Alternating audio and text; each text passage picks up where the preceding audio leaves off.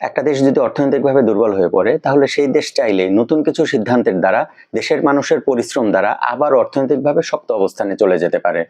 একটা দেশ যদি স্বাধীনতা হারিয়ে ফেলে চাইলেই সেই দেশটা লড়াই বা সংগ্রামের মাধ্যমে আবার পুনরায় স্বাধীনতা অর্জন করতে পারে।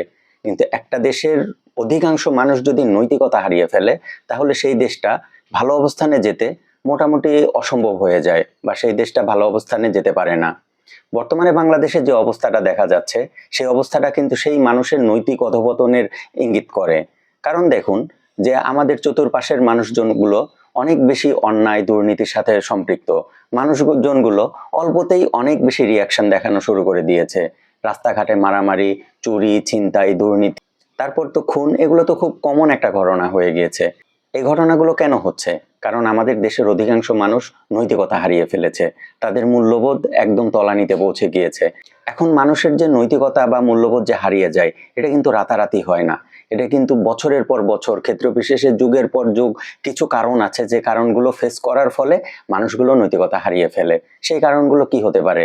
কেন আমাদের দেশের এই সামাজিক নৈতিক অবক্ষয় ঘটেছে?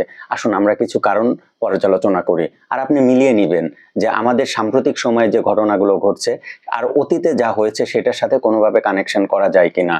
মানুষের যদি নৈতিকতা এবং মূল্যবোধের অভাব ঘটে, মানুষ যদি শিক্ষা প্রতিষ্ঠান থেকে, পরিবার থেকে নৈতিকতা মূল্যবোধের শিক্ষাটা না পায়, তাহলে কিন্তু একটা সমাজে এই ধরনের ঘটনা কিন্তু বেড়েই যায়।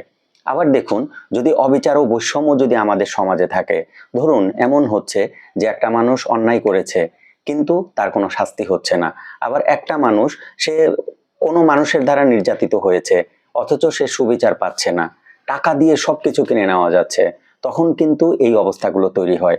মানুষ জানে আমি যাই করি আমার কোনো শাস্তি নাই। আবার দেখুন, যদি সমাজে শিক্ষা ব্যবস্থার ঘাটতি হয় তাহলে কিন্তু এমন হতে পারে। আমাদের দেশে একটা সময় ছিল যে একটা গ্রামকে চিনতো যে এই গ্রামে কোন ভালো স্টুডেন্ট আছে, কে প্লাস পেয়েছে, কে গোল্ডেন পেয়েছে, কে ভালো ইউনিভার্সিটিতে চান্স পেয়েছে। আর এখন কিভাবে চেনে?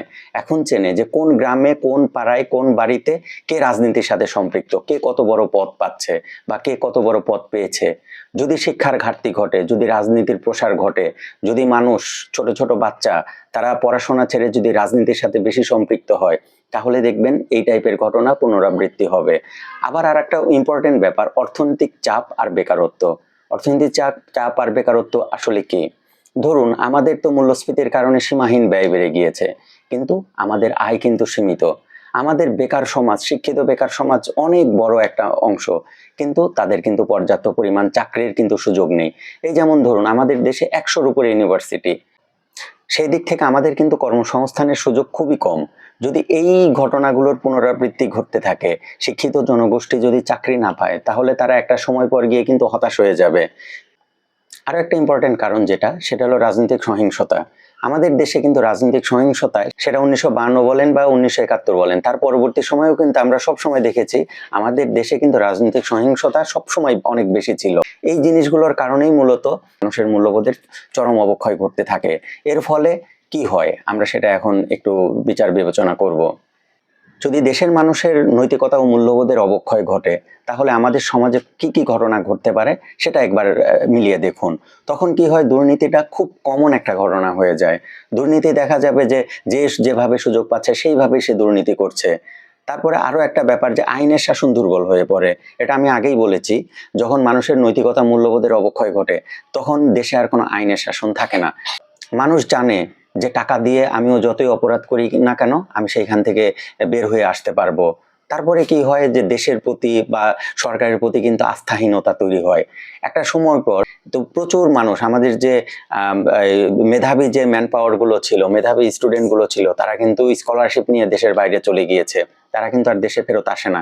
এটা কি শুধু 2012 বা 15 সালের ঘটনা নয়, এটা কিন্তু আমরা স্বাধীনতা পরবর্তী সময় থেকেই দেখেছি যে আমাদের দেশে ব্রেইন ড্রেনটা অনেক বেশি হচ্ছে।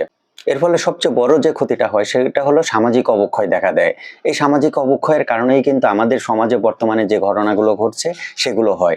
এই যেমন ধরুন, কেউ যদি সুযোগ পায় তাহলে সে রাস্তায় গিয়ে চুরি ছিনতাই এই ঘটনাগুলো ঘটাচ্ছে। কারোর সাথে অল্প একটু কথা কাটাকাটিতে দুইজনই বা দুই পক্ষই কিন্তু অনেক বেশি অ্যাগ্রেসিভ হয়ে যাচ্ছে। এখন দেখা যাচ্ছে যে আমাদের সমাজে যে বিবাহ বিচ্ছেদ, তারপরে তুচ্ছ ঘটনাগুলোকে কেন্দ্র করে, তারপরে যে খুনের মতো যে ঘটনাগুলো, সেগুলো কিন্তু অহরহ ঘটেই যাচ্ছে। তো এই ব্যাপারগুলো কিন্তু আমাদের যদি সামাজিক ও মানুষের যদি নৈতিকতাটা নষ্ট হয়ে যায় তাহলে কিন্তু এই ঘটনাগুলো ঘটতেই থাকে। আরও একটা ইম্পর্টেন্ট ব্যাপার আমি আপনাদের সাথে শেয়ার করব, এই যে মানুষের নৈতিকতা বা মূল্যবোধের অবক্ষয় ঘটছে, এর ফলে দুর্নীতিপরায়ণ হয়ে উঠছে মানুষের, ফলে আইনের শাসন দুর্বল হয়ে উঠছে, মানুষের আস্থার সংকট তৈরি হচ্ছে, শিক্ষা ব্যবস্থা ধ্বংস হচ্ছে, সামাজিক অবক্ষয় ঘটছে। এর রেজাল্টটা আসলে কি? এর মূল ফলাফলগুলো হলো রাষ্ট্র ব্যবস্থাটা পুরোপুরি ধ্বংস হয়ে যায়।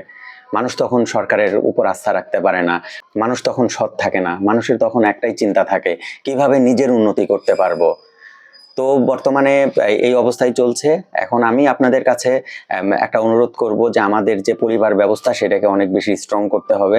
আমরা সোশ্যাল মিডিয়ার দিকে নজর না দিয়ে, ধরুন সোশ্যাল মিডিয়াতে কিন্তু অনেক অতিরঞ্জিত কথা আসে, সেদিকে আমরা নজর দিব না। আমাদের যে বাচ্চা কাচ্চাগুলো আছে, ভবিষ্যৎ প্রজন্ম যেগুলো আছে, যেগুলো দেশের হাল ধরবে, তাদের কিন্তু সবসময় চোখে চোখে রাখতে হবে, তাদের সময় দিতে হবে, তারা কোথায় যাচ্ছে না যাচ্ছে, কি করছে না করছে সেই দিকে খেয়াল রাখতে হবে।